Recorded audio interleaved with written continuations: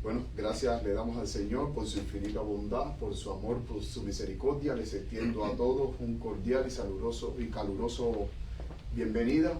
Sabemos que muchas veces la tecnología falla, pero Dios nunca falla. Y gracias le damos al Señor porque ahora me pueden escuchar bien. Gracias le damos al Señor por la presencia de cada uno de mis hermanos aquí presentes. Hoy es un día lluvioso, pero tenemos que darle gracias a Dios por la lluvia, porque la lluvia es símbolo de vida. Cuando los árboles están marchitos, cuando la grama está marchita, cuando llueve, ¿qué es lo que hace? Reverdece de una manera maravillosa. Así, de la misma manera como las plantas necesitan la lluvia, nosotros los cristianos necesitamos los aguaceros de gracia del Espíritu Santo. Necesitamos recibir la lluvia del Espíritu Santo para que nuestra vida espiritual pueda reverdecer como las plantas del campo. Gracias a Dios por la presencia de cada uno de ustedes, también a los hermanos que siempre cada sábado están conectados para escuchar la palabra de Dios a través de Facebook Live. Es un gozo tan grande el que ustedes puedan elegir nuestra humilde iglesia, la Iglesia Adventista Libre del Séptimo Día Maranata, para que así podamos todos adorar juntos y aprender también de la palabra de Dios, los temas que cada sábado exponemos aquí. En estos momentos vamos a arrodillarnos para tener unas palabras de oración, porque hoy vamos a tener un tema muy interesante. Y el título del tema que hoy vamos a tener se llama Juan el Bautista, un símbolo del remanente final. Hoy vamos a estudiar la vida de este santo varón de Dios. Y vamos a sacar algunas lecciones bien provechosas que debemos de tener en cuenta, ya que hoy nosotros, al igual que Juan el Bautista, se nos ha encomendado la tarea de preparar el camino para la venida de nuestro Señor Jesucristo. Tenemos la tarea de preparar un pueblo para que esté listo y firme, para que cuando Cristo venga podamos estar en pie, ver venir a Rey de Reyes y Señor de Señores. En estos momentos vamos a tener unas palabras de oración. Querido Padre que estás en los cielos, Señor, te damos gracias porque estamos aquí reunidos para escuchar tu palabra, Señor. Tu pueblo está listo y su corazón está dispuesto y sus oídos atentos a tu palabra, Padre querido. Te pedimos que hables hoy, Señor, que esa buena palabra pueda tocar nuestros corazones. Te pedimos, Padre Santo, que tu Espíritu Santo se mueva con poder, trayendo bendición, trayendo sanidad a nuestras vidas. No solamente la sanidad física, sino también la sanidad espiritual que necesitamos, que por medio de la sangre de Cristo Jesús somos limpios de todo pecado, Señor. Te pedimos que tú nos cubras con tu manto de justicia, para que no se vea la vergüenza de tu desnudez. Padre, te suplicamos una vez más que tu palabra poderosa pueda calar en lo más hondo de nuestros corazones, que podamos no solamente escucharla, sino también ser hacedores de tu palabra. Permite que tu Espíritu Santo pueda usarme, Señor, como instrumento tuyo para exponer tu palabra. Utiliza mis labios, utiliza mi lengua, utiliza mis cuerdas vocales para que tú les hables a tus hijos, Señor, a tu pueblo que está atento y deseoso de escuchar la buena palabra que hoy tú tienes para nosotros, Señor. Quédate con nosotros, ya que te lo imploramos en el nombre de Cristo Jesús. Amén. Amén.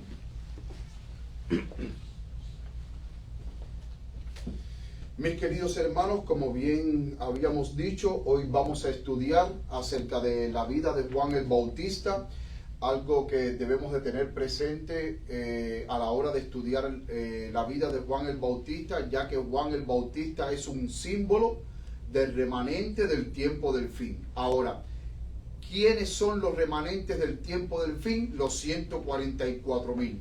La generación que va a estar viva hasta la venida de Cristo Jesús y que no va a haber la muerte. La generación poderosa que va a dar el fuerte pregón. La generación poderosa que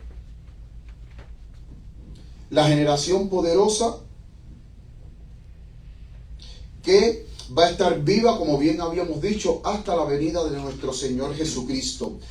La generación de los 144, o sea, esa generación poderosa, los 144,000 sellados del pueblo de Dios, Juan el Bautista es un símbolo, es un símbolo del remanente final.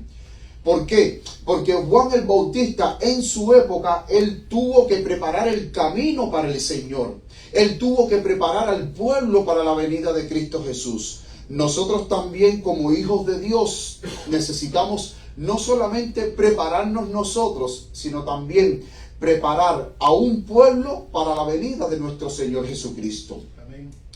Cuando nosotros vamos a la palabra de Dios, Isaías 43 dice: voz que clama en el desierto, preparad camino a Jehová, enderezad calzada en la soledad a nuestro Dios. Aquí vemos que el profeta Isaías profetiza de que iba a venir un profeta de Dios. Y noten que dice: voz que clama en el desierto, preparad camino a Jehová. Esta persona que iba a venir iba a preparar el camino de Dios. Y cuando dice que enderezad calzada en la soledad a nuestro Dios, era que la misión de este personaje que iba a venir, su misión era traer reforma al pueblo de Dios, enderezar todo aquello que estaba torcido, que el pueblo de Dios se volviera a Dios para que pudieran recibir a Dios. Porque, mis queridos hermanos, nosotros como hijos de Dios necesitamos tener una preparación espiritual cabal si nosotros queremos ver a Dios. La palabra de Dios, por ejemplo, dice que sin santidad nadie verá al Señor. ¿Y qué es la santidad? La santidad no es más que la práctica del bien. La santidad es obediencia a los mandamientos de Dios, a la santa y divina ley de Dios. La palabra de Dios también dice en el sermón de las bienaventuranzas, cuando vamos a Mateo capítulo 5, nuestro Señor Jesucristo dijo: bienaventurados los de limpio corazón, porque ellos verán a Dios. Entonces, para nosotros poder ver a Dios, tenemos que tener una preparación cabal, una preparación espiritual. Tenemos que despojarnos completamente del pecado. Tenemos que, por la sangre de Cristo, vencer el pecado en nuestras vidas, vencer nuestras debilidades, ser cubiertos con la justicia de Cristo Jesús si nosotros queremos ver a Dios. Cuando nosotros vamos a la palabra de Dios, vamos al libro de Lucas. Vamos a ir al libro de Lucas. Lucas capítulo 1.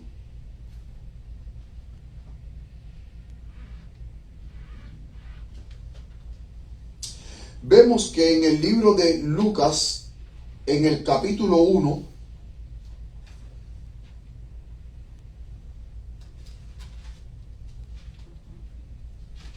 dice el versículo 5: hubo en los días de Herodes, rey de Judea, un sacerdote llamado Zacarías, de la clase de Abías, y su esposa era de las hijas de Aarón y se llamaba Elizabeth. Y dice el versículo 6, y me encanta mucho, mis queridos hermanos, la descripción que se da de Zacarías y de Elizabeth. Y la descripción que se da de Zacarías y Elizabeth es que dice que ambos eran justos delante de Dios, andando irreprensibles, hermanos, en todos los mandamientos y ordenanzas del Señor. Eran una pareja bien fiel. Pero dice el versículo 7 que Elizabeth era estéril y ambos eran ya de edad avanzada. Y el versículo 8 dice: y aconteció que ejerciendo Zacarías el sacerdocio delante de Dios en el orden de su clase, conforme a la costumbre del sacerdocio, le tocó en suerte encender el incienso entrando en el templo del Señor. Y toda la multitud del pueblo estaba fuera orando a la hora del incienso. Y se le apareció un ángel del Señor puesto en pie a la derecha del altar del incienso. Dice la mensajera del Señor que ese ángel que se le apareció a Zacarías era el ángel Gabriel. Y entonces ahora se aparece el ángel Gabriel para darle las buenas nuevas a Zacarías y a Elizabeth, porque como ellos eran de avanzada edad, su mayor anhelo era tener un hijo, pero Elizabeth era estéril. Pero ahora viene el ángel Gabriel a dar buenas nuevas a Zacarías. Zacarías estaba ministrando en el templo conforme a su orden. Él era de la clase de Abías. Entonces él tenía que encender el incienso. O sea, Zacarías estaba en el lugar santo delante del altar del incienso para encender el incienso. Y entonces ahora a la parte derecha de Zacarías, ¿quién se le aparece? Se le aparece Gabriel con las buenas nuevas de que ellos iban a tener un hijo. Pero noten que el versículo 12 dice: y viéndole se turbó Zacarías y cayó temor sobre él. Al ver Zacarías a este ángel tan majestuoso que es Gabriel, ¿qué le pasó? Cayó temor sobre él. Mas el ángel le dijo: Zacarías, no temas, porque tu oración ha sido oída, y tu esposa Elizabeth te dará a luz un hijo, y llamará su nombre Juan. Noten que ahora el ángel Gabriel le dice: tú vas a tener un hijo, porque tu oración ha sido escuchada. Pero además Gabriel le da el nombre del niño. Tienes que ponerle Juan. Y vamos a ver quién era este niño Juan. Dice: y tendrás gozo y alegría, y muchos se regocijarán de su nacimiento. Y ahora miren lo que dice Gabriel: porque será grande. ¿Delante de quién? De Dios. De Dios. Noten que este niño no era un niño común y cualquiera, un niño especial. Que iban a tener esta pareja, que ambos eran justos delante de Dios. Su nombre era Juan, y ahora dice que este niño iba a ser grande delante del Señor. Noten cómo ya Gabriel le está profetizando. Y aún todavía Zacarías no había terminado su turno, porque el turno era que Zacarías tenía que estar una semana en el templo, en el santuario. Y después que él cumpliera su turno, y recordemos que los turnos sacerdotales se hacían, los cambios de turno eran los sábados en la tarde. O sea, no sabemos en qué día de la semana Gabriel se le apareció a Zacarías. Pero cuando Zacarías terminara su turno, que él iba para su casa y tuviese relación con su esposa Elizabeth, ahí entonces, a partir de esa relación, iba Elizabeth a concebir a Juan el Bautista, que iba a ser grande delante de Dios. Y me llama la atención que el ángel Gabriel le da especificaciones de cómo deben de criar este niño. Y dice: no beberá vino ni sidra. Yo quiero hacerles a usted unas preguntas. En el Antiguo Testamento, ¿quiénes eran los que no bebían vino ni sidra y eran consagrados a Dios de tal manera que tenían que dejarse el pelo largo sin cortárselo? ¿Se acuerdan el nombre?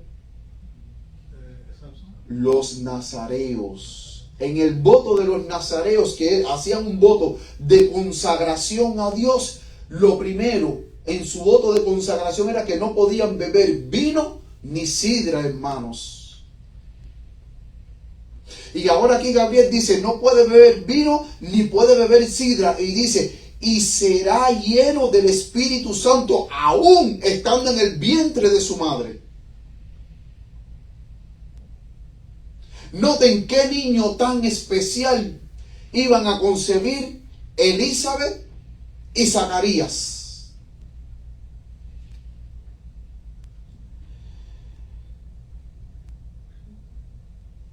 Y miren lo que sigue diciendo en el versículo 16. y muchos de los hijos de Israel convertirá al Dios de ellos. O sea, por el ministerio de Juan, dice que muchos del pueblo de Israel se iban a convertir a Dios. Ahora, si muchos de los del pueblo de Israel se iban a convertir a Dios y Israel era el pueblo de Dios, entonces esto nos lleva a la conclusión de que el pueblo de Israel espiritualmente estaba como mal espiritualmente. Estaban alejados del Señor. Y sigue diciendo, porque Él irá delante de Él. Me llama la atención que ese Él está en mayúscula. Y cuando el pronombre Él, que es tercera persona, está en mayúscula, ¿a quién se refiere? A Dios. Pero en este caso, cuando aquí Gabriel le dice, porque Él irá delante de Él en el espíritu y el poder de Elías, era que Juan iba a ir delante de Jesús primero con el espíritu y el poder de Elías a predicarle a un pueblo que completamente estaba sumergido en tinieblas. La obra de Juan el Bautista fue la misma obra que hizo Elías, una obra de reforma. Ahora, en los tiempos de Elías, ¿cómo estaba el pueblo? Entregado a la idolatría completamente. Habían abandonado al Señor. Entonces ahora iba a venir Juan el Bautista con el espíritu y el poder de Elías a convertir a los hijos de Israel a Dios, a preparar el camino primeramente delante de ¿quién? De nuestro Señor Jesucristo, que iba a venir después a principiar su ministerio.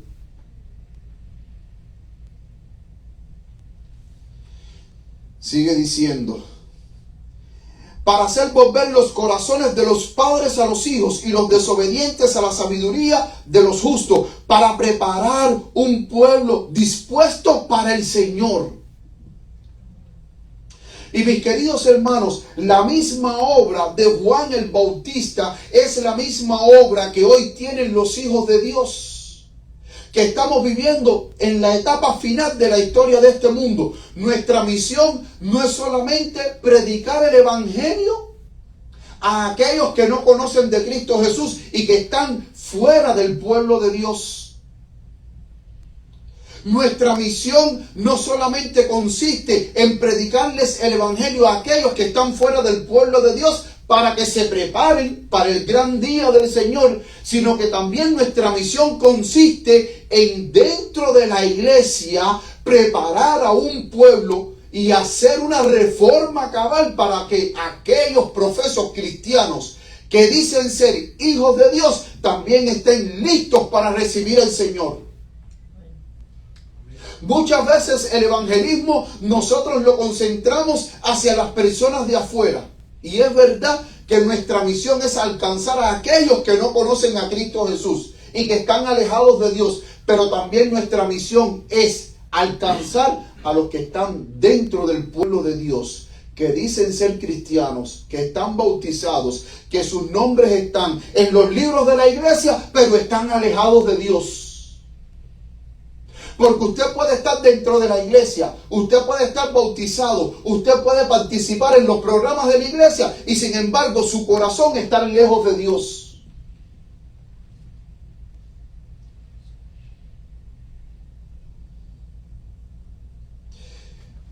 Me llama mucho la atención que nosotros aquí, si seguimos leyendo, vemos que en el versículo 67 del capítulo 1 dice, y Zacarías su padre fue lleno del Espíritu Santo y profetizó diciendo, bendito el Señor Dios de Israel, porque ha visitado y redimido a su pueblo y nos alzó cuerno de salvación en la casa de David su siervo.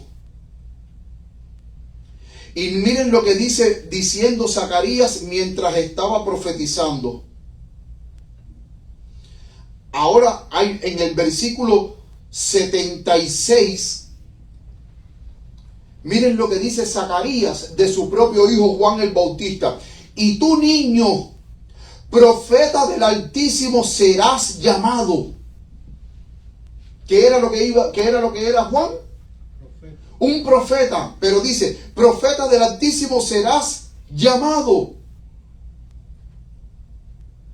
Porque irás delante de la faz del Señor para preparar sus caminos, para dar conocimiento de salvación a su pueblo, para remisión de sus pecados.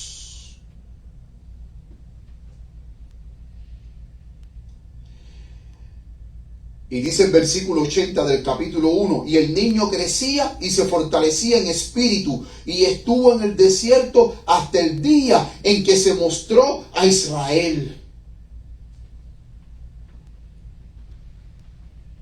Y es interesante, mis queridos hermanos, que cuando usted va al libro El deseado de toda la gente, en el capítulo 1 que se llama El pueblo elegido, hermano, ahí la mensajera del Señor da una descripción terrible de la condición espiritual del pueblo de Dios.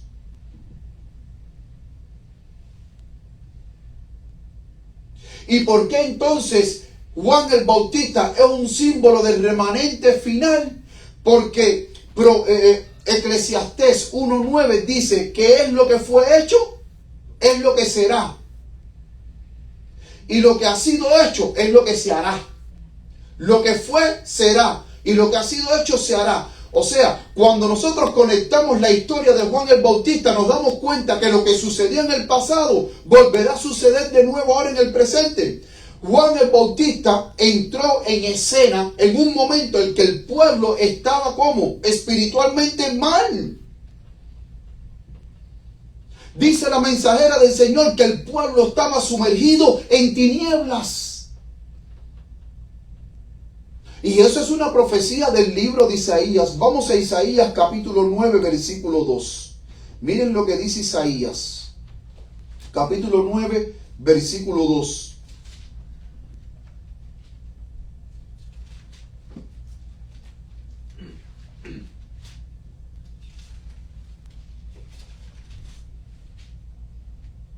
Dice Isaías 9:2, el pueblo que andaba en tiniebla vio gran luz, los que moraban en tierra de sombra de muerte, luz resplandeció sobre ellos. ¿Cómo estaba el pueblo? En tinieblas. Dice la mensajera del Señor que había gran opresión dentro del pueblo, había gran apatía espiritualmente. Los líderes del pueblo eran orgullosos, eran opresores. Eran sacerdotes completamente malos. Habían pervertido las escrituras. No había una comprensión clara de la palabra de Dios.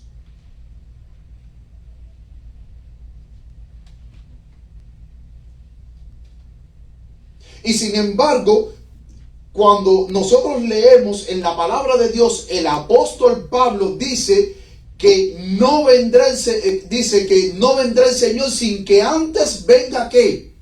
La apostasía y se manifieste ¿qué cosa? El hombre de pecado. Ahora, cuando Juan habla de apostasía, ¿está hablando de apostasía fuera del pueblo o dentro del pueblo? Dentro del pueblo. Entonces, Pablo dice que dentro del pueblo de Dios, antes de la venida de Cristo, va a haber una gran apostasía. Y la pluma inspirada, la mensajera del Señor, Elena G. de White, en Mensajes Selectos, tomo 1, el versículo 24, el capítulo 24 y el capítulo 25 de Mensajes Selectos, ella habla de la apostasía alfa que comenzó con el doctor John Harvey Kellogg, pero también habla de la apostasía omega, que ella dice que es la más terrible. Y ella habla que esta apostasía va a ser una apostasía grande dentro del pueblo de Dios.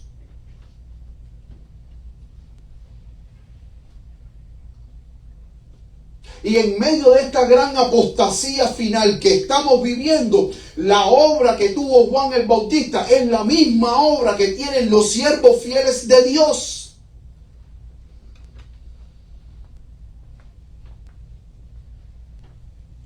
nosotros, nuestra obligación es preparar a un pueblo para la venida de nuestro Señor Jesucristo.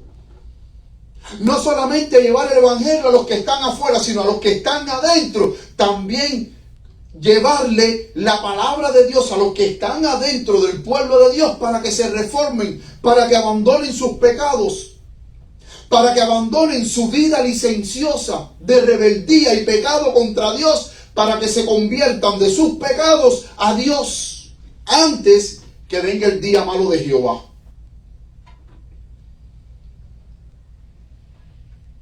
Dice la palabra de Dios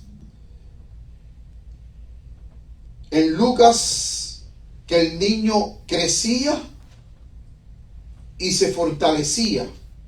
Pero me llama mucho la atención que en el versículo 80 del capítulo 1 dice que estuvo en el desierto hasta el día en que se mostró a Israel. Y me llama mucho la atención que uno dice, ¿por qué él vivía en el desierto y no en el pueblo? ¿Por qué él escogió vivir apartado? Esa es una pregunta que vamos a responder después. Pero miren, Juan el Bautista, a él por derecho le correspondía el sacerdocio, porque su padre era sacerdote. Y recordemos que cuando Dios escogió a la tribu de Leví para ejercer el sacerdocio en el santuario, los varones eran los únicos que podían ejercer el sacerdocio. El sacerdocio era algo que se heredaba. Solamente los varones de la tribu de Leví podían ejercer el sacerdocio. Entonces, si Zacarías era sacerdote y Juan el Bautista era su hijo, Juan el Bautista debía de ejercer el sacerdocio por derecho. Pero para poder ejercer el sacerdocio, Juan el Bautista tenía que ir a las escuelas rabínicas para aprender todo lo concerniente a los rituales, todo lo que conllevaba ser un sacerdote del Dios Altísimo. Él tenía que ser instruido.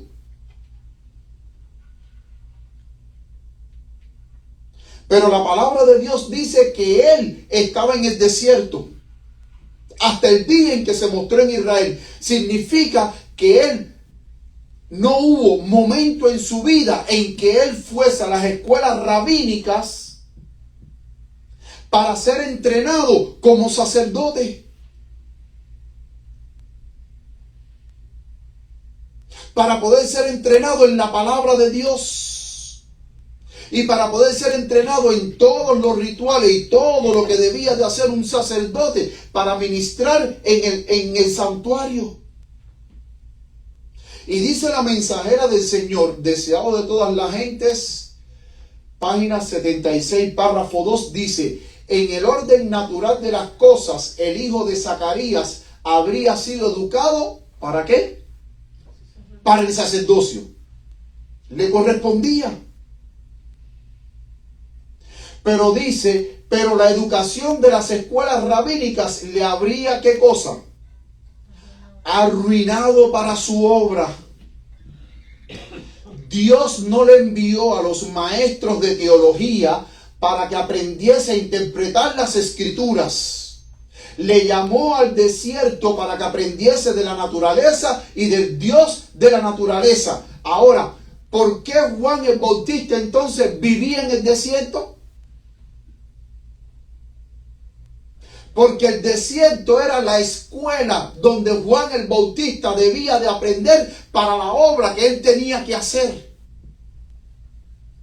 Porque si Juan el Bautista hubiese ido a las escuelas rabínicas de su época a aprender teología, lo hubiesen echado a perder. Porque el pueblo estaba mal espiritualmente. No había una comprensión clara de las Sagradas Escrituras. Y cuando usted no tiene una comprensión clara de las Sagradas Escrituras, cuando usted va a enseñar a otros de la palabra de Dios, usted no va a enseñar la verdad. Usted lo que va a enseñar es mentiras, falsedad, porque no tiene un claro discernimiento y entendimiento para comprender el texto sagrado. Y por eso fue que Juan el Bautista fue para el desierto. Juan el Bautista rechazó las escuelas rabínicas, prefirió la soledad. Y más adelante vamos a ver que Juan el Bautista prefirió vivir en el desierto porque el pueblo de Israel estaba tan mal espiritualmente que él no quería contaminarse con el pecado. No quería contaminarse con la inmoralidad. Juan el Bautista quería mantener sus vestiduras blancas.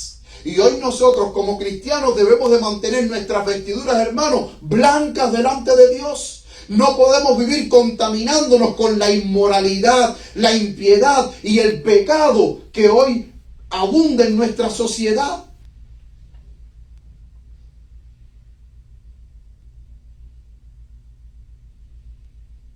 Y más adelante vamos a ver que ni aún así, vamos a ver que Juan el Bautista tampoco participaba los sábados en los cultos sabáticos en la sinagoga.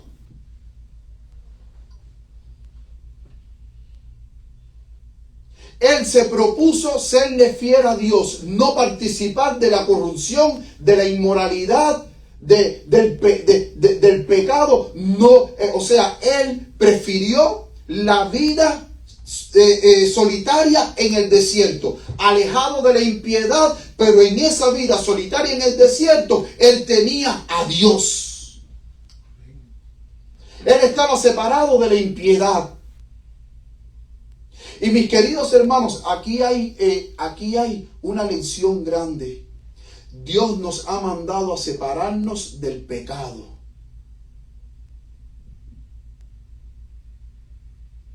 Dios nos ha mandado ¿qué? A separarnos del pecado. Dios no nos ha mandado a participar en el pecado. Cristo Jesús vino a esta tierra para liberarnos del pecado, para sacarnos del pecado, no para seguir revolcándonos en el pecado.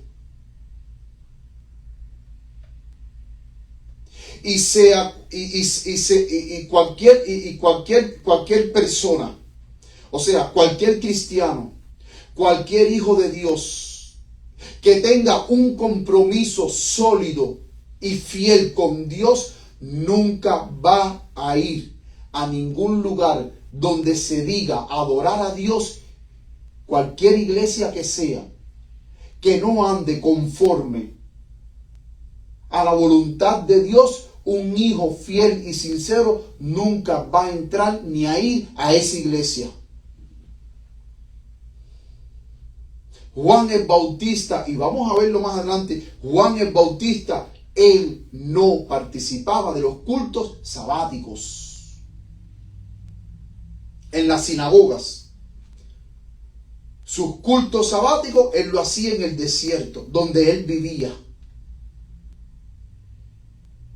Y es interesante que cuando usted va al libro del deseado de toda la gente, el capítulo que dice voz que clama en el desierto, ahí ustedes van a ver, hermanos, que Juan el Bautista debía de tener ciertas características para poder cumplir con su obra.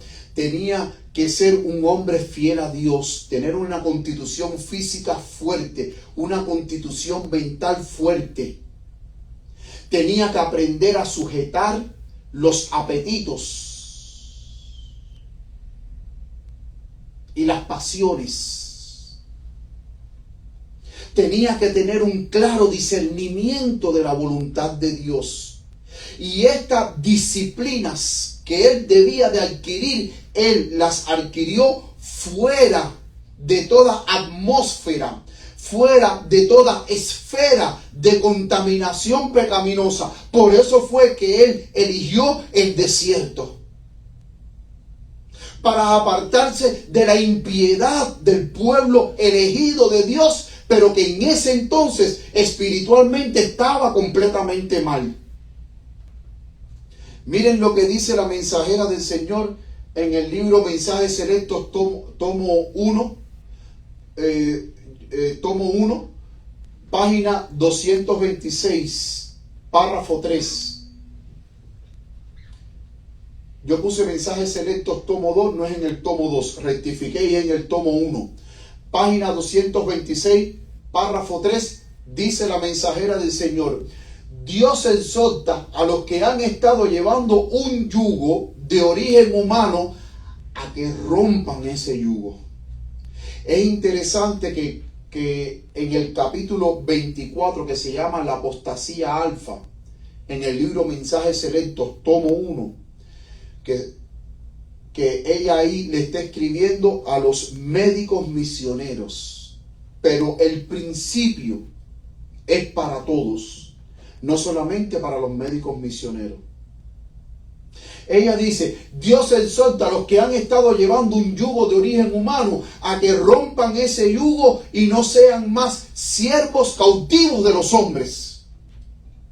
O sea, en pocas palabras, el fiel cristiano no puede ser cautivo a los mandamientos de los hombres. Y hubo un momento que Jesús le dijo a los líderes: ustedes de labios me honran, pero su corazón está lejos de mí.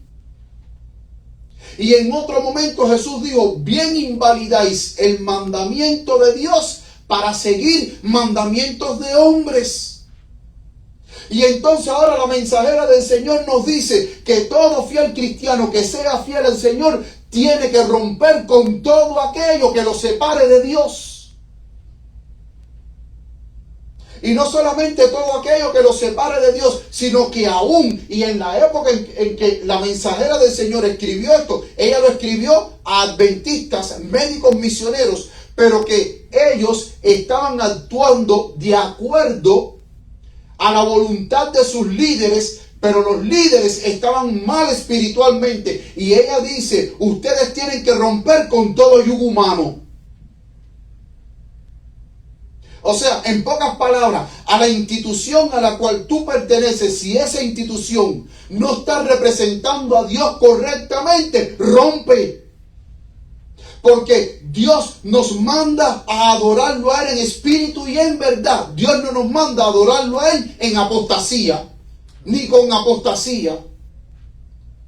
Hermano, jamás usted va a ver un texto en la Biblia de que Dios le diga a usted, de que a Dios le envíe a usted a una congregación y que la congregación esté en apostasía y que usted diga: voy a ir a adorar aunque haya apostasía. Eso la Biblia no lo manda.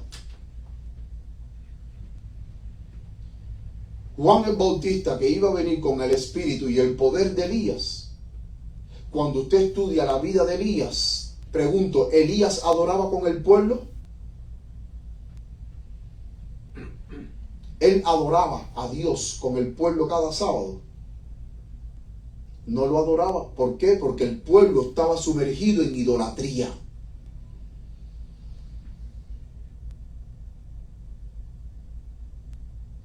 Es interesante que los padres de Juan el Bautista, Elizabeth y Zacarías, vivían en las montañas.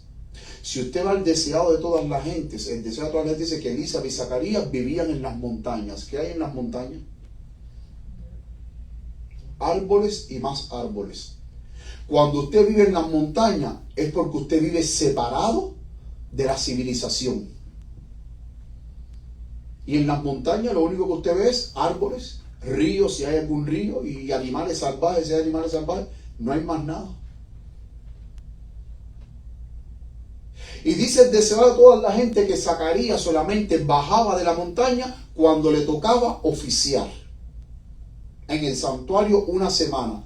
Y él oficiaba 2 veces al año.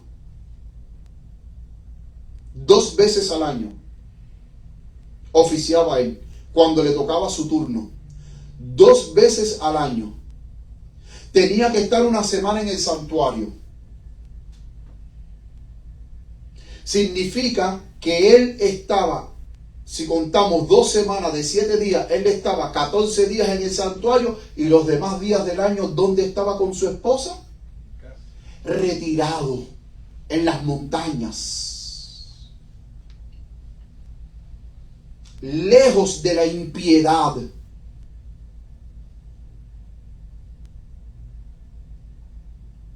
Porque, mis queridos hermanos, es interesante que en los escritos de la hermana White siempre ella resalta la importancia de que nosotros los cristianos debemos de mantener nuestros vestidos como limpios. De una manera simbólica, ¿de qué color son los vestidos de los santos de Dios? O sea, nosotros debemos de una manera simbólica vestirnos con los vestidos blancos. Y esos vestidos blancos representan el color blanco que representa pureza, santidad.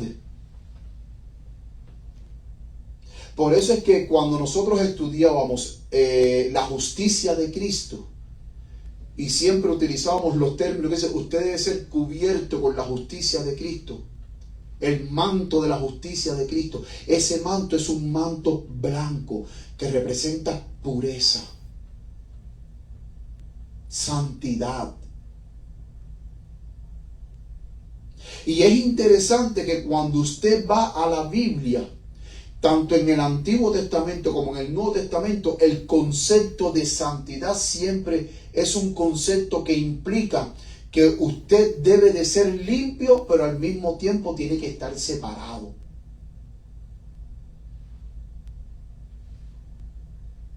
Siempre el concepto en el Antiguo Testamento de ser santo, que la palabra santo significa alguien limpio, alguien puro, en su concepto también va unido a la separación, estar separado de aquello que pueda ensuciar sus ropas blancas. Y mis queridos hermanos, si nosotros no queremos ensuciar nuestras ropas blancas, nosotros tenemos que estar apartados de todo aquello que pueda manchar nuestras ropas, nuestras vestiduras. Por eso es que este principio de la mensajera del Señor, aquí en esta cita, el principio es separación. Separación. Yo no tengo por qué obedecer a ningún líder que no esté andando conforme a la voluntad de Dios. Yo no tengo por qué estar adorando en un lugar donde no se está adorando a Dios correctamente, ni tampoco se está predicando la palabra correctamente.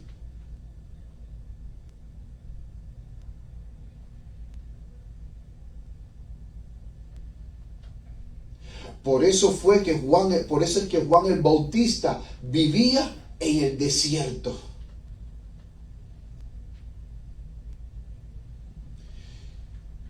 Miren lo que dice la mensajera del Señor, deseado a toda la gente, página 76, párrafo 3. Fue en una región solitaria donde halló hogar en medio de las colinas áridas, de los desfiladeros salvajes y las cuevas rocosas.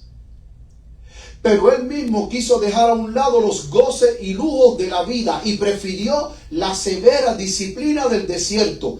Allí lo que le rodeaba era favorable a la adquisición de sencillez y abnegación. Ahora, tomando este ejemplo de Juan el Bautista, que él vivía en los lugares solitarios, es interesante que la mensajera del Señor, cuántas veces en sus escritos ella no ha repetido, hace más de 100 años más atrás, que los hijos de Dios, aquellos que pueden y tienen recursos, deberían de abandonar las ciudades y ir a los campos a vivir, para poder adquirir y desarrollar un carácter simétrico como el de nuestro Señor Jesucristo. Porque ella dice que las ciudades están llenas ¿de qué? De violencia, de corrupción, de inmoralidad, y que las ciudades no es un buen lugar para desarrollar un carácter como el de Cristo Jesús. Hace más de 100 años ella dijo, los hijos de Dios, aquellos que estemos viviendo ya en la etapa final, yo sé que hay muchos que por falta de recursos no pueden comprarse una casa en el campo aunque quisieran. Pero aquellos que tienen los recursos y pueden salir de las ciudades y sacar a sus hijos de las ciudades y establecerse en el campo, hermano, el campo es el mejor lugar para estar más cerca de Dios y desarrollar un carácter como el de Dios.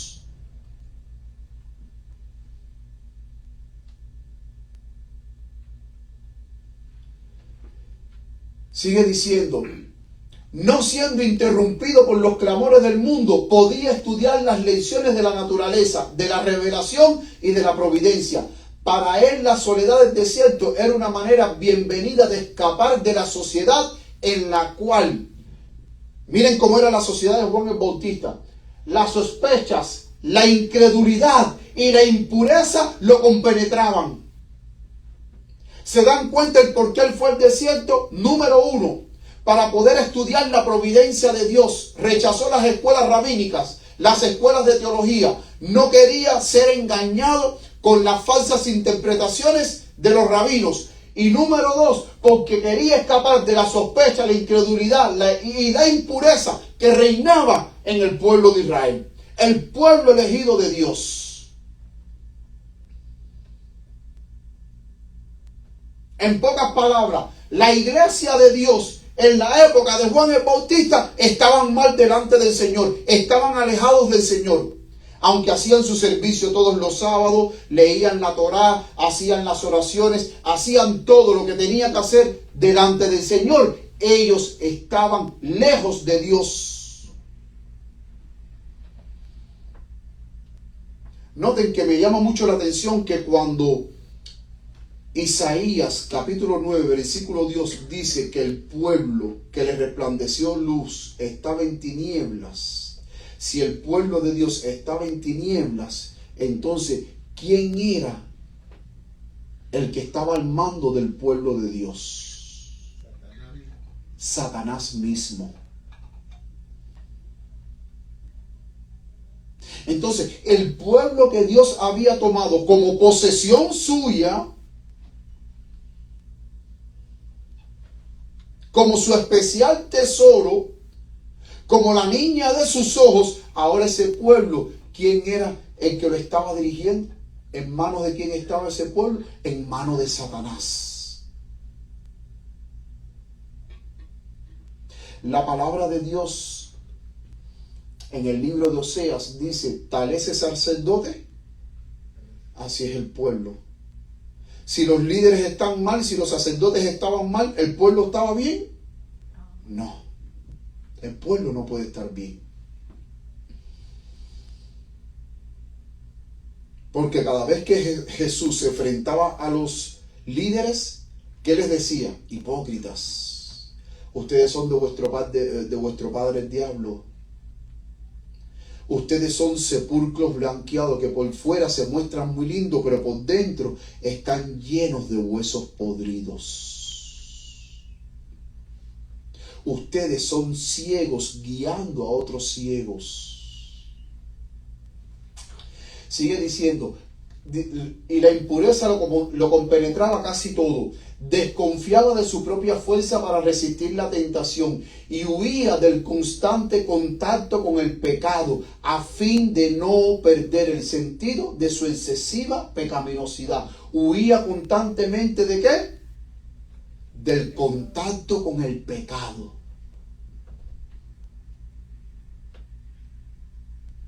Porque mis queridos hermanos, cuando nosotros no huimos del pecado, llega un momento en que nosotros perdemos de vista la excesiva pecaminosidad y llega un momento en que ya el pecado para nosotros no llega a ser malo, sino que llega a ser bueno.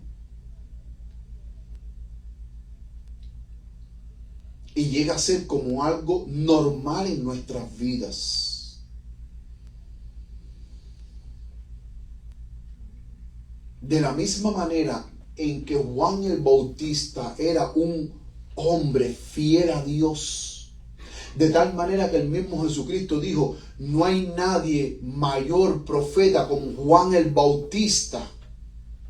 Hermano, así nosotros como Juan el Bautista, el remanente final, tiene que mantenerse puro delante de Dios. Tiene que mantenerse sin mancha delante de Dios.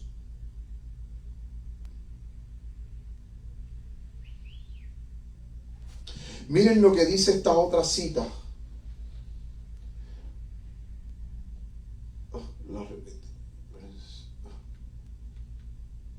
Deseado de todas la gente, página 77, párrafo 3, dice: Juan hallaba en el desierto su escuela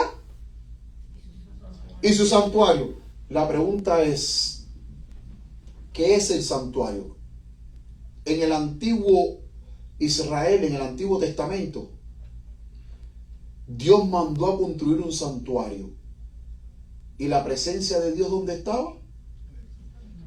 En el santuario, en el lugar santísimo. El santuario para el pueblo de Israel era el lugar de adoración, donde iban a adorar a Dios.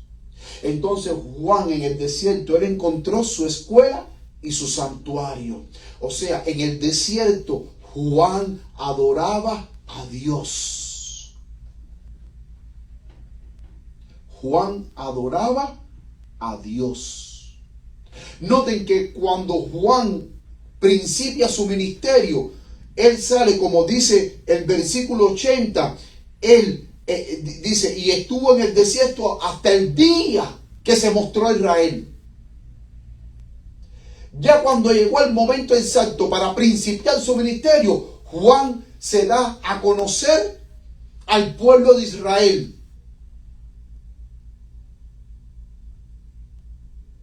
Y por eso es que su escuela fue en el desierto, rechazó el sacerdocio. Su santuario donde adoraba a Dios era en el desierto, no era en las sinagogas. Porque si él rechazó las escuelas rabínicas, porque las escuelas rabínicas lo iban a confundir a él en las escrituras, ¿qué entonces hacía Juan yendo un sábado a la sinagoga para escuchar la palabra de Dios si él había rechazado las escuelas de los rabinos? Porque los rabinos espiritualmente estaban perdidos y habían pervertido las escrituras.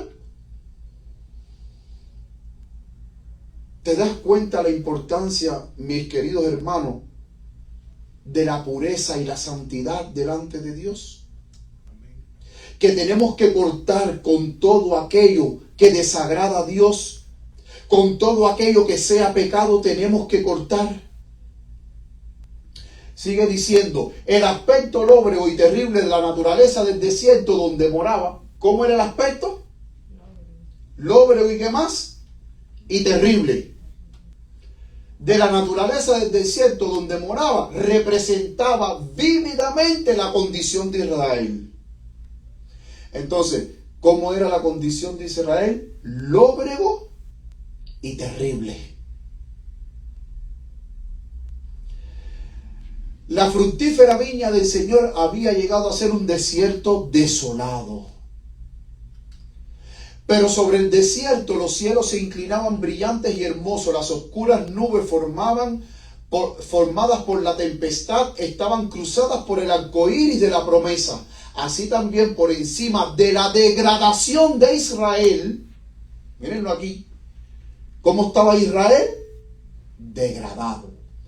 Resplandecía la prometida gloria del reinado del Mesías. Las nubes de ira que estaban sobre el pueblo de Israel estaban cruzadas por el arco iris de su pactada misericordia. Había nubes de ira sobre el pueblo de Israel. Pero sobre esas nubes de ira estaban cruzadas el arco iris de su pactada misericordia, porque el Mesías iba a venir. Mis queridos hermanos, noten que la palabra de Dios en el libro de Mateo, capítulo 3,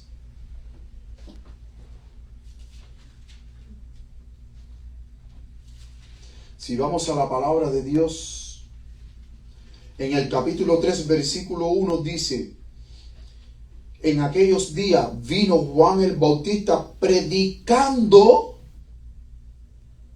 ¿Dónde estaba predicando Juan el Bautista? En el desierto de Judea.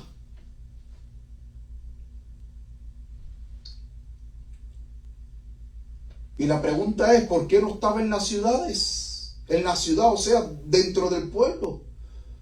La gente salía de las ciudades a escuchar a Juan en el desierto.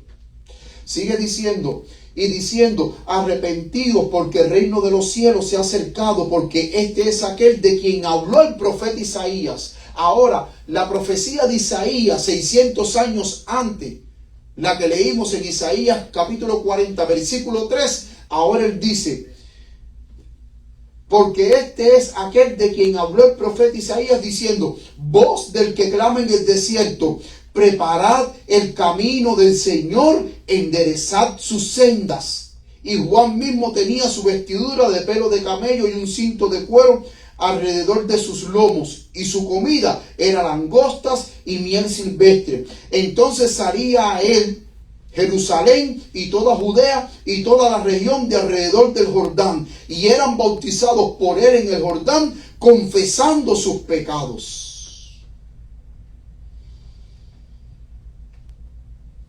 Juan el Bautista, con el espíritu y el poder de Elías, predicando. Y muchos salían a escucharlo, porque tenían que estar listos para cuando viniera el Mesías. Pero tristemente la palabra de Dios nos dice que a los suyos vino, ¿y qué pasó? Y no le recibieron. Solamente unos pocos dentro del pueblo de Israel estaban esperando la venida del Mesías. Los pastores que estaban apacentando las ovejas de noche. Anas, que también estaba en el templo. Simeón y los sabios que vinieron del oriente a ver al Mesías. Pero el pueblo no estuvo preparado completamente, o sea, el pueblo entero no estuvo preparado para recibir al Mesías, a pesar de que Juan el Bautista estaba predicando y preparando al pueblo para que viniera el Mesías.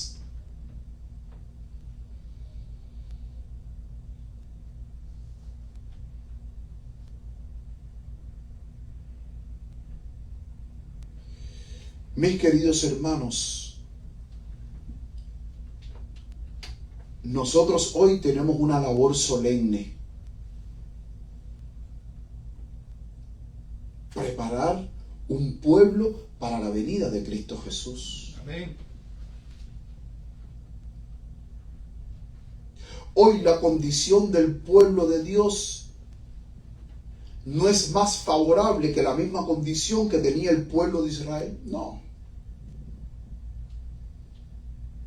Si, como bien dije anteriormente, el apóstol Pablo lo dice, no vendrá el Señor sin que antes venga la apostasía y se manifieste, hermano, el hombre de pecado. Y hoy Dios nos ha llamado como reformadores, al igual que Juan el Bautista, para enderezar las sendas.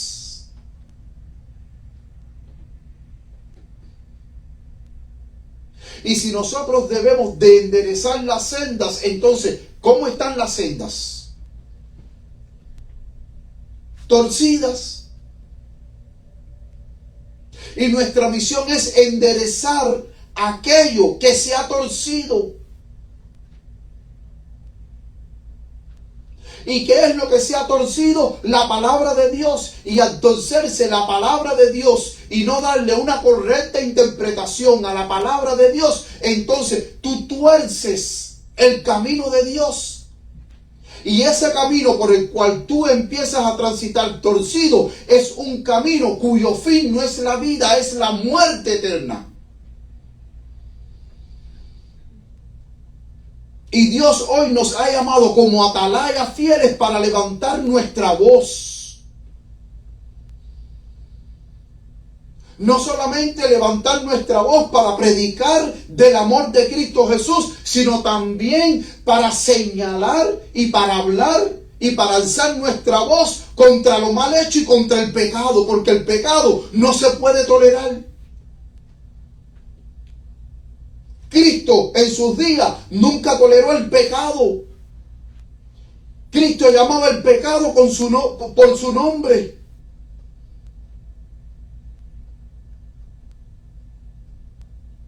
Todos los santos hombres de Dios, cuando usted va a la palabra de Dios, ellos alzaron su voz contra el pecado, denunciaron el pecado, denunciaron lo mal hecho, porque el pecado no trae felicidad, el pecado te aparta de Dios y termina destruyéndote. Y hay personas que creen que cuando Cristo venga por segunda vez, Cristo a mí me va a salvar en el pecado.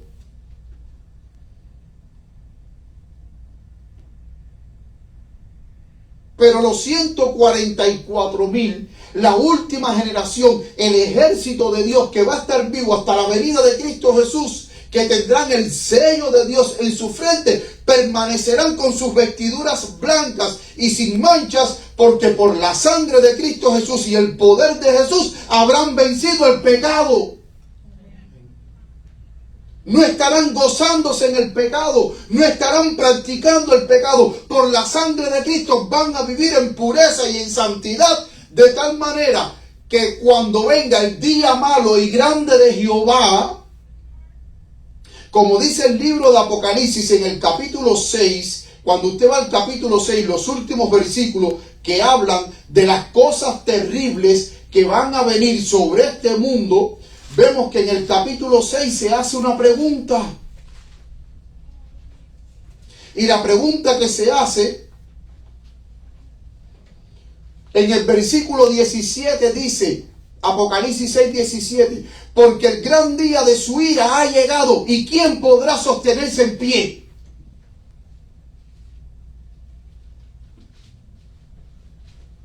Porque los que se esconden en las peñas y en las cuevas, como dice aquí el versículo 15 y 16, todos aquellos que se esconden en las peñas y en las cuevas y se esconden de la presencia del Cordero, son los pecadores, los impíos que no tienen el sello de Dios. Pero los que tenemos el sello de Dios, podemos ver cara a cara venir a Cristo Jesús en las nubes de los cielos. Y los únicos que se van a poder sostenerse en pie en el tiempo del fin, en el capítulo 7 nos da la respuesta, a los 144,000. Amén.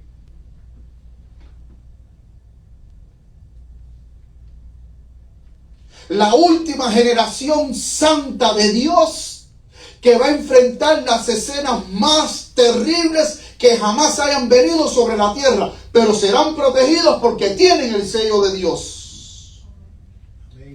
El mundo entero puede estar destruyéndose, cayéndose a pedazos cuando las plagas se empiecen a derramar. Pero a los siervos de Dios nada les va a acontecer. Los que tengan el sello de Dios.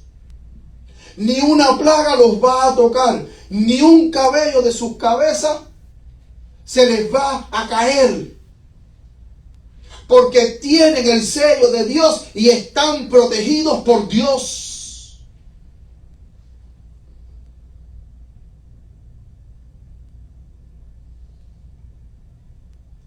Pero al igual que Juan el Bautista, que es un símbolo del remanente final, nosotros al igual que Juan el Bautista debemos de prepararnos. Porque, hermano, y les recomiendo que por favor que lean en casa el libro El deseado de toda la gente, el capítulo que dice voz que clama en el desierto, para que ustedes vean y comprendan la preparación tanto física como moral que tuvo que tener Juan el Bautista, preparación física, moral y espiritual para ejercer la obra que Dios le había encomendado. Y esa preparación física, moral y espiritual es la misma preparación que tiene que tener el pueblo en el tiempo del fin para preparar a un pueblo, a aquellos predicadores, atalayas, que van a preparar a un pueblo para la venida de Cristo Jesús, tienen que tener esas mismas características física, moral y espiritual que tenía Juan el Bautista.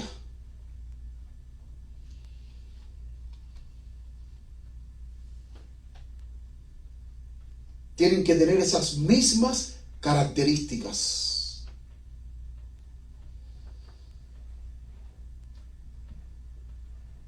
Si deseamos ser parte del remanente del tiempo del fin, los 144,000. Tenemos que cortar con toda impiedad. Tenemos que cortar con el pecado. La palabra de Dios, termino con este versículo, 2 de Corintios, capítulo 6. 2 de Corintios, capítulo 6.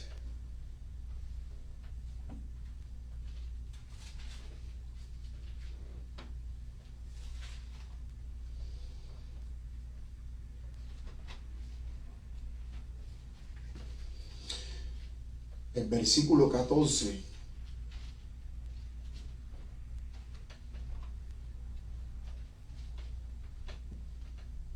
dice así, 2 de Corintios capítulo 6, 2 de Corintios capítulo 6, versículo 14.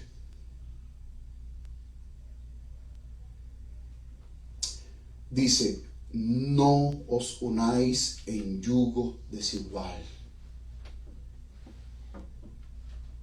Dice Pablo, 2 de Corintios capítulo 6, versículo 14, no se unan en yugo desigual. Muchas veces siempre hemos entendido este pasaje como el cristiano que se casa con alguien que no es cristiano. No solamente se aplica a eso.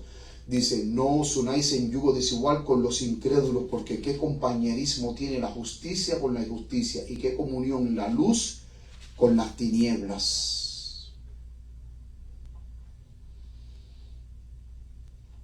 Dice la mensajera del Señor, comentando esta cita, que se encuentra en Manuscritos 11 de 1901, dice, los que salen del mundo en espíritu y en todas sus prácticas pueden considerarse como hijos e hijas de Dios. Dice, los que salen del mundo en espíritu y en todas sus prácticas pueden considerarse como hijos e hijas de Dios.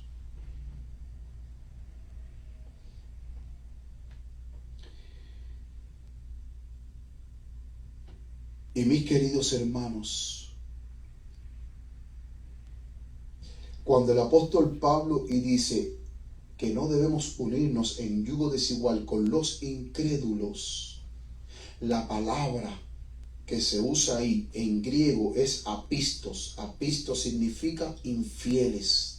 No solamente se está hablando de aquellas personas infieles que no creen en Cristo, que no quieren saber nada de Dios, sino también se está hablando de los infieles que están dentro del pueblo de Dios, porque no todos los que están dentro del pueblo de Dios son fieles a Dios. La palabra en griego apisto significa infiel.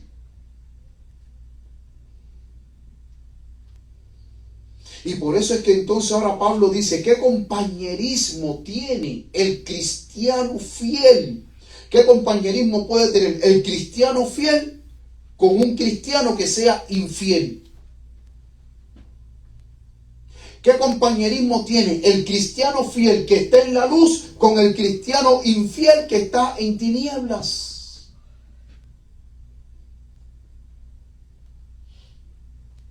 Y hoy Dios más que nunca, para nosotros poder conformar el ejército santo de Dios de los 144,000 hermanos, tenemos que separarnos. Tiene que haber separación.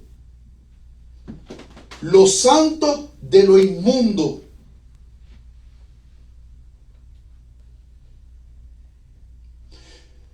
¿Qué compañerismo tiene la justicia con la injusticia? ¿Y qué comunión la luz con las tinieblas? ¿Hay alguna comunión? ¿La luz con las tinieblas? No hay comunión. Dice, ¿y qué concordia Cristo con Belial? ¿O qué parte el creyente con el incrédulo? Y mis queridos hermanos, es hora de separarnos y es hora de unirnos con aquellos que nos ayuden en nuestra vida espiritual, que sean de gran bendición, que nos ayuden a alcanzar esa meta elevada que Dios quiere que nosotros alcancemos.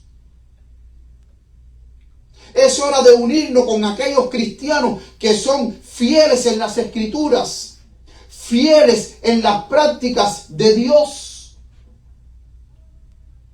Con aquellos cristianos que sean una gran bendición para nuestras vidas, que nos ayuden a acercarnos más a Dios. Nosotros no podemos unirnos con cristianos infieles que lejos de ayudarnos a acercarnos más a Dios, lo que nos están es alejando más de Dios, arrastrándonos hacia la perdición.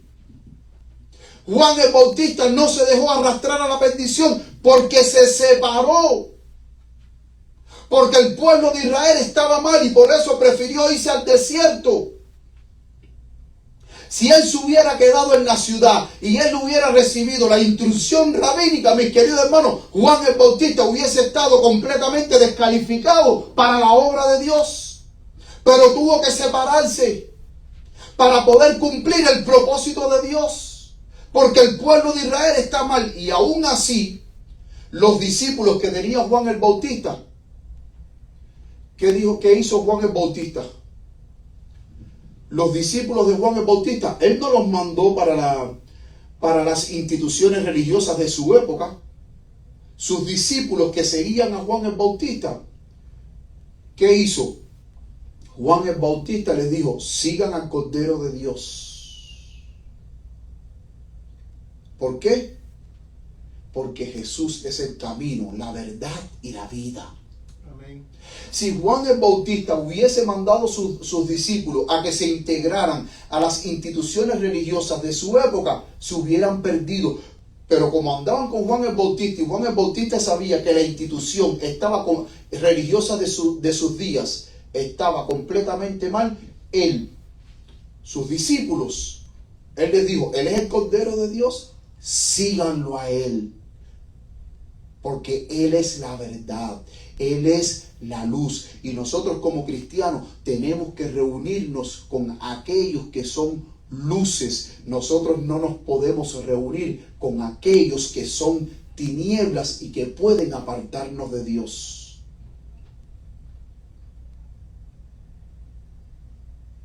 Sigue diciendo Pablo, ¿y qué comunión tiene el templo de Dios con los ídolos? Porque ustedes son el templo del Dios viviente, como Dios dijo, habitaré y andaré entre ellos y seré su Dios y ellos serán mi pueblo. Por lo cual, salid de en medio de ellos y apartaos, dice el Señor, y no toquéis lo inmundo, y yo os recibiré, y seré padre a vosotros, y vosotros me seréis hijos e hijas, dice el Señor Todopoderoso. Amén. Es interesante, mis queridos hermanos, que Cristo fundó su propia iglesia, separada de las instituciones religiosas establecidas de su época. ¿Y saben por qué Cristo tuvo que separar su iglesia de las instituciones religiosas de su época? Porque si los discípulos de Cristo hubieran vuelto de nuevo a las instituciones de su época, a las instituciones religiosas, a la sinagoga judía para ponerse bajo el mando de los líderes, los discípulos no hubieran podido cumplir la obra que Cristo les había encomendado. Y por eso fue que Cristo separó su iglesia y los dotó del Espíritu Santo. Y salieron predicando el Evangelio como una iglesia poderosa y victoriosa. Y esa es la iglesia que Cristo quiere ver hoy. Una iglesia completamente separada, lista para recibir el Espíritu Santo. Lista para recibir la lluvia tardía, para dar el último mensaje de amonestación al mundo. Mis queridos hermanos, que el Señor les bendiga, que el Señor les guarde, es mi sincero deseo, y permite el Señor que nosotros podamos ser de ese grupo de los 144,000, que podamos ser de ese grupo de fieles que recibirán el sello de Dios y recibirán la lluvia ardía para predicar el último mensaje de misericordia a este mundo. Amén. Al igual que Juan el Bautista, necesitamos, mis queridos hermanos, vivir separados del pecado, vivir una vida santa y piadosa delante de Dios, para que así Dios nos pueda investir con el poder de lo alto, y así al igual que Juan el Bautista podamos preparar un pueblo para la venida de Cristo Jesús.